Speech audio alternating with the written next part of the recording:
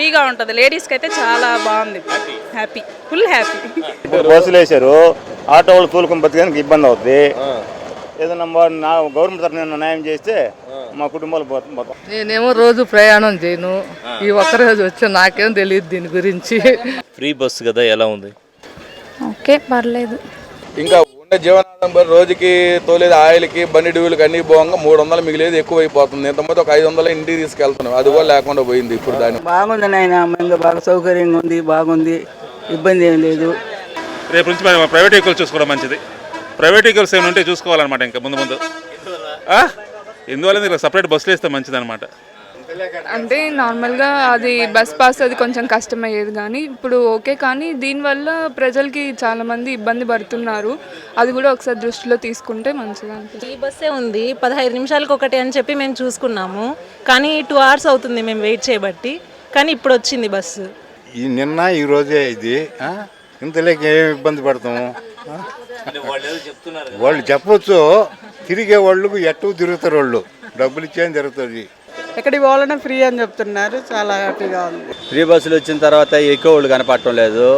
మాకు ఏదన్నా గవర్నమెంట్ సహాయం చేసి ఏదో పానీలు ఆటో సోదరులు ఇబ్బంది పడుతున్నారని ఏదో సంవత్సరానికి ఇంత అని వేస్తే చంద్రబాబు నాయుడు గారు బాగుంటుందని నేను ప్రతి ఒక్కరూ ఉచితానికి అలవాటు పడకుండా వాళ్ళ కష్టాన్ని వాళ్ళు కానీ పెట్టుకుంటే ఆనందంగా హ్యాపీగా ఉండొచ్చు. కాకుంటే ప్రతి వాళ్ళు గెలవాలని, చంద్రబాబు నాయుడు గారు గెలవాలని ఉద్దేశంతో ఆయన ఎన్ని పథకాలు ఓపెన్ చేశారు, కానీ ఆయన అమలు చేయలేకపోతే ఆపోజిట్ వాళ్ళు ఉండేవాళ్ళు ఇతన్ని కించపరిచే విధంగా మాట్లాడతారనే ఉద్దేశంతో ఆయన ఇవన్నీ అమలు చేస్తూ వస్తున్నాడు. ఎందుకు ఇవ్వాలా ఫ్రీ అని అడుగుతున్నారు. ఎందుకు ఇవ్వాలా ఫ్రీ? ఎందుకు ఇవ్వాలి? ఆడవాళ్ళకి ఇబ్బంది లేకుండా చేస్తున్నాడు, దానికి అందరూ సమ్మతమే. లేడీస్ అందరూ ఆయనకే ఓటు, అది అంతే. ఆటోల పరిస్థితులు చాలా దారుణంగా ఉన్నాయి. బాడీలు లేకుండా కుటుంబాలు కూడా పోషించలేకపోతున్నాం. గవర్నమెంట్ ద్వారా ఏమైనా సహాయాలు చేస్తే బాగుంటాయి. మాకు దీనిలో మాత్రం లేదంటున్నారు. నాన్ స్టాప్లో మీరు ఏమంటారు? ఎట్లా ఫీల్ అవుతున్నారు? ఫ్రీ ఉంటే బాగుండేదా? ఫ్రీ ఉంటే బాగానే ఉంటుందా? చెప్పండి, నాన్ స్టాప్ కూడా ఫ్రీ ఉంటే బాగుంటుందా? ఫ్రీ ఉంటే బాగుంటుంది.